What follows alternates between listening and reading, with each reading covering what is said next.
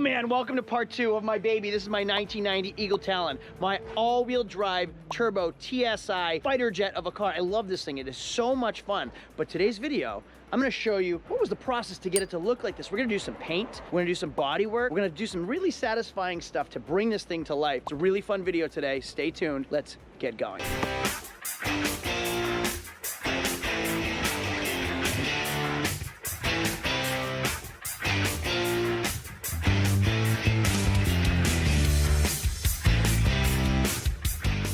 My car is done. I think the Talon is done mechanically. My buddy Dave is so thorough, so thorough. I knew he would be. He actually went above and beyond my expectations. I really didn't want him to go as thorough as he did, but I'm glad at the end that he did do what he has done. I'm heading to his house now to go pick it up, go check out the Talon finished product before it goes to my brother for paint. Sounds so clean.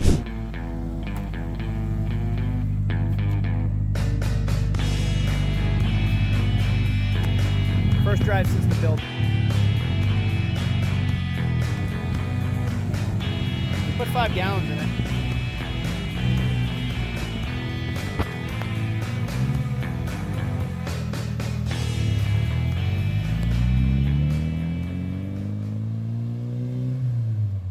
I love the sound, it's not too loud either.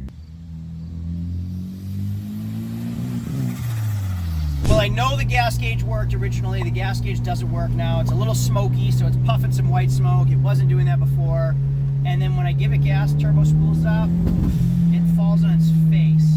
So I don't know what that's all about either, which is just frustrating for me. I just want the car to be done. Now I have to figure out the problems, and I don't have time for it, which is why I hired him to do it. Originally, I went with a 205 55 16, and they looked like pizza cutter tires on it, so I had them swapped out again to 225 50 16, so it gives me a little bit of bubble, slightly taller sidewall, and it was about an inch wider, so that's what I went with. Then I had Town Fair do the alignment, which clearly they effed up. So if you look at the side, look at my front tire sticking right out, look at my rear tire towed in, and then go to this side, same thing. You can see my wheel kind of kinked over, and then that one's sticking out again too. Today's a fun day for the Talon because here is what the before looks like of the undercarriage. It's not rot, it's just worn from time. So there's like wear and tear from age. So the rocker panels and floors are in great shape. This is what it looks like now. You can see we did the control arm already right there. And then going down this side too. And the reason I'm showing you this is we're going to be using a POR 15 on everything underneath the car, and I cannot wait to see what it looks like when we're finished. If you guys have ever seen this stuff, it's not just a rust preventative, but it turns rust, it like has a chemical bond to the rust and stops it in its place. The other thing I love to see is these beautiful Megan coilovers. The thing I don't like to see is the hack that spray painted my calipers like that without taking them off. Brand new calipers, brand new pads and rotors, yet the calipers were installed and then spray painted without masking anything. I'm not gonna name the person that did that because he's right next to me, he knows I'm upset about it. Well, here are some of the disappointments I'm finding after having a friend work on this car for me. These $800 lowering springs, coilovers. He zip tied the freaking brake line to my coilover. You guys can comment on what you think about that. I don't need to. Then going to the tie rod, I was told, oh, everything's out. You should replace the rack while you're at it. So replace the rack. So we did the tie rods. And then guess what? The tie rods have no freaking jam nuts on them to lock them in place. So I can't even lock the tie rod in place. So no one can do an alignment on this thing for me. What else I'm finding? This tie rod isn't even done. It's the old tie rod. I would like you all to take a good glimpse at how clean this 1990 Eagle Talon TSI is. Here's what else I'm finding. Craig, you should replace the rear hatch struts. They need to be replaced. Oh, guess what? Here they are, sitting in the back of my car, unreplaced. Bought those. Hey, guess what we found? Both inner tie rods I was told to buy for the new rack that I was told to buy. That was never installed. All right, we have the inside of the Talon all gutted out. Here's what it looks like before. Finished product.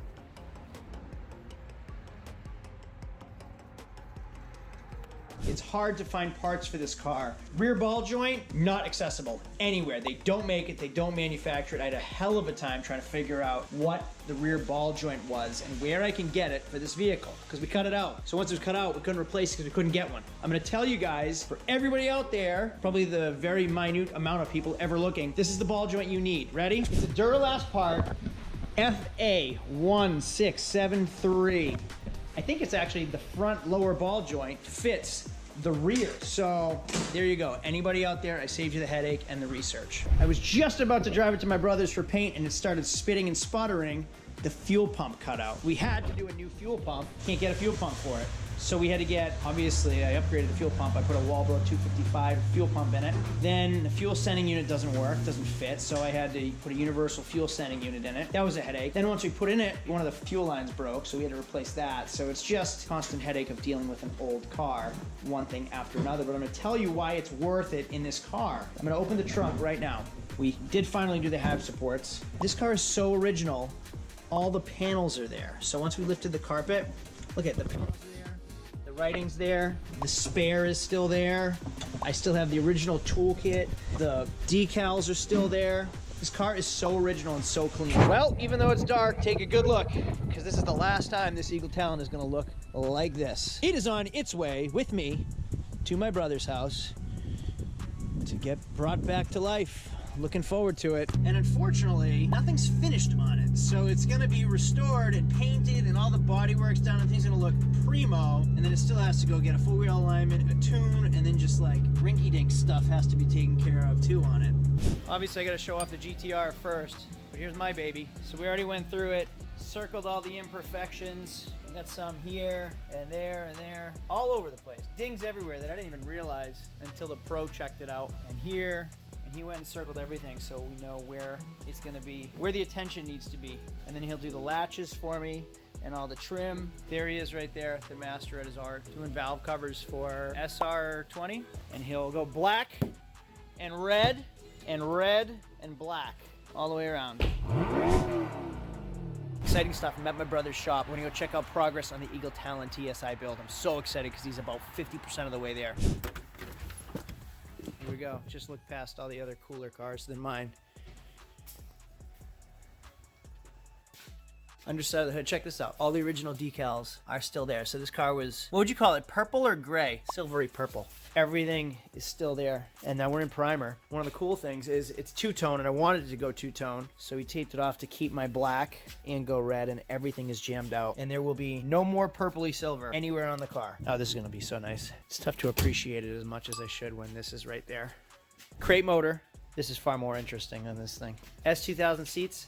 Right-hand drive. This is a hell of a garage you have here. Quite a shop. Yeah, right? This is a dream garage. And then here's mine. I loved it so much till I saw everything else in the shop. Hey, you can follow this guy's YouTube channel. He does a ton of Nissan stuff and obviously some super cool projects.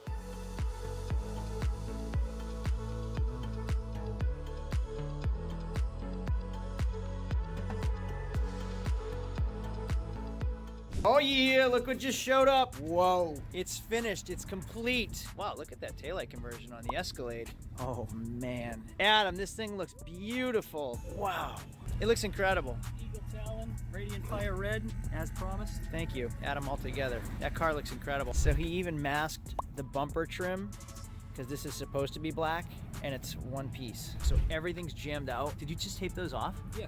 Wow, look at the line here. This looks amazing. And here too. One of these moldings fell off. I think it was this molding like a year ago. And it's been bent, wavy, and warped for an entire year. It looks streamlined butterfly. How did you straighten that out now? I put it under my wood stove for probably about 3 weeks. Set a 2x4 right on top of it so it laid it down nice and flat. And then just kind of massaged it into place to straighten it out as much as possible. This is the coolest photo, by the way, because your reflection's in your gloss paint. Running, purring like a kitten. We had some fuel pump issues, but brand new fuel pump and some wiring later. Thing's running, good as new. I'm gonna give you a quick walk around of the car. Sounds great. Wow, that's pretty. And it's dirty. Look at how beautiful this car is. Now, everything's perfect except the leather. Do I redo the leather? Because I don't think I can get that perforated leather. Driver's seat, passenger seat's okay. Backs are perfect. Carpets, floors, dash, everything's in great shape. Steering wheel's in great shape. The spoiler, all these parts had to be removed from the car and then reinstalled. Look at how many body panels this has. That is all a secondary body panel. So all of these here, here, all had to be removed and then reattached after they were painted. Under the hood, look what he did under the hood. This was not red. Thank you, Adam, altogether. You did an amazing job, and I would highly recommend you, anybody who wants this done. Again, this was all purple originally. So we had the fuel pump issue, and because of it, the headlights and directionals and wipers weren't working. Try the headlights now. Oh yeah, wink, wink. Directionals. Yep, no directional on that side. Let's go to the back and check it out. Wipers work, corner lights work, brakes.